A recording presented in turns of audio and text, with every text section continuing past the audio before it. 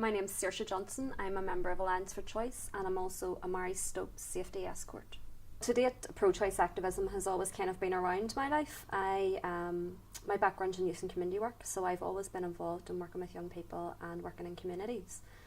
In the last number of years, I've become more incensed at the anti-choice movement and their behaviour around women's rights, which I say women's rights issues.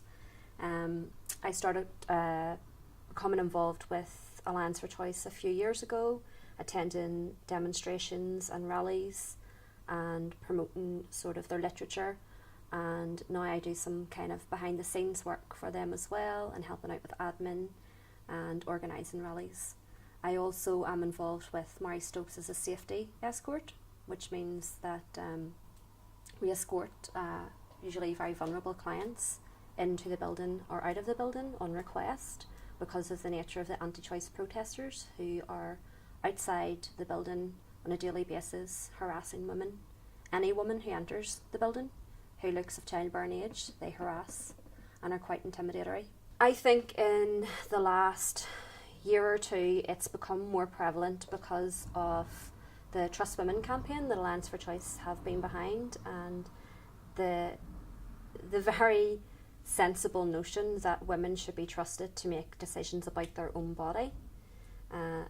Some politicians took this on board and began to kind of openly start talking about abortion as an issue and about an issue around health access and to move it away from the criminal justice system.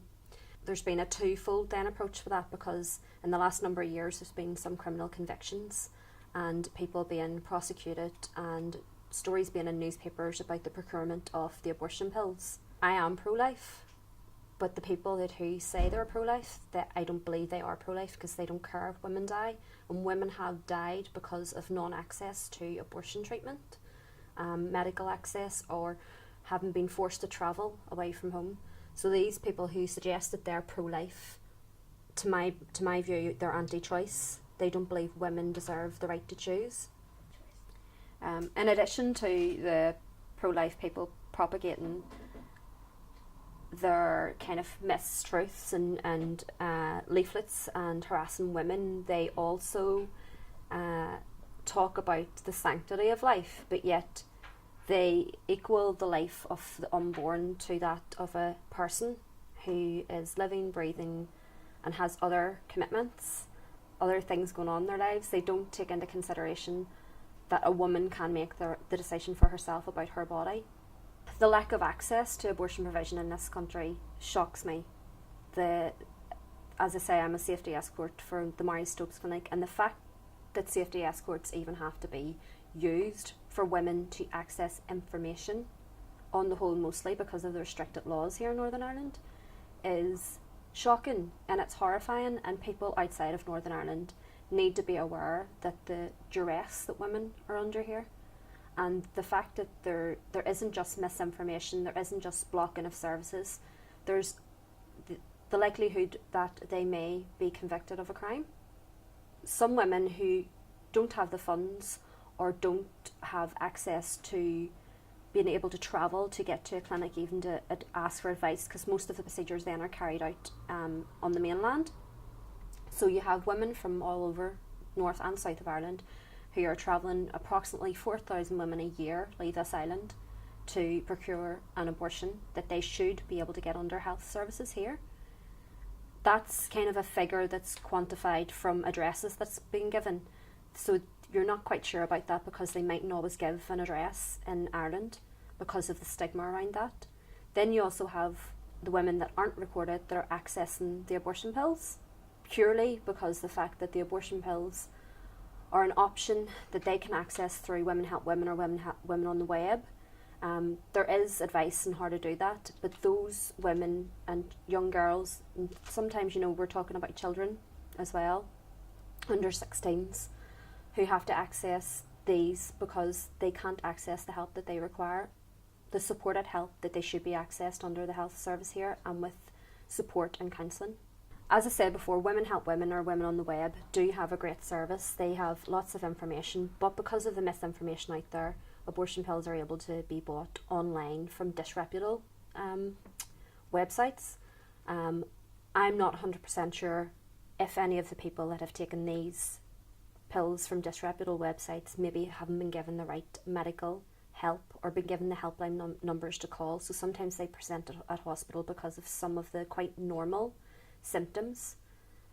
Heavy blood loss, which is a normal symptom of a termination, and the medical staff then are under requirement from the law to pass that information on, and that's unfortunate for everyone involved.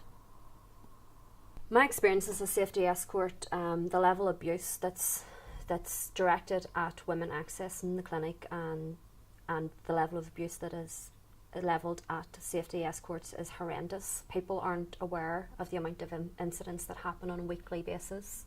It isn't just verbal abuse. Client escorts have been physically assaulted. I myself have been physically assaulted. I've been assaulted in the last 8 weeks 3 times. One of the incidents involved 2 people, which resulted in physical bruising to my body, and it's been investigated by the police. So we're not just talking about pro-life, anti-choice people who are saying that they're, using their right to protest in a civil manner, because they're not. They're aggressive, they're intimidatory. They hide behind Christian right-wing propaganda to propagate what they feel is what they call people. They say that they're murdering babies. They use the most disgusting language. They use graphic images. The graphic images are outside the clinic all the time, facing the doors of the clinic. Quite huge graphic images of dismembered fetuses, which they will purport that are like at 9-week gestation, when clearly they're not. And that's just one method.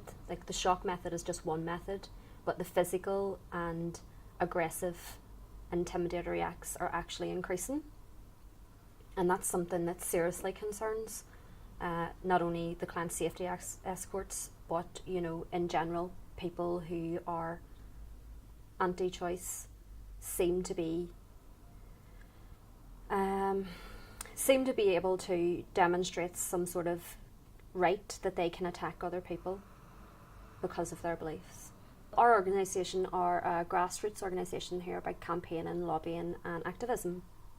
So the services that we would provide in terms of helping women would be directing them to services that can help them. Our main objective is trying to have the law changed in Northern Ireland, and our stance is free, safe and legal. So we would be trying to counteract some of the anti-choice material by producing our own leaflets around what it means to be pro-choice, debunking some of the myths around the abortion pills, debunking some of the myths around things like anti-choice people would say that having an abortion increases mental health problems or breast cancer, and we would try to provide statistics and information around that and get that out to the public. We do that through having stalls in the city centre or in the university. We also have workshops where we tell people about our campaign, the Trust Women campaign. We also inform students who are coming to Northern Ireland from England about their rights once they register here with the GP, which not many English students realise, that once you register here with the GP, that you lose your right to access an abortion under the NHS. So if you're asking how it affects people in the rest of the UK, that is definitely something that they need to know. It's really important to remember that this is a human rights issue, that this is an issue that can affect anyone in any walk of life.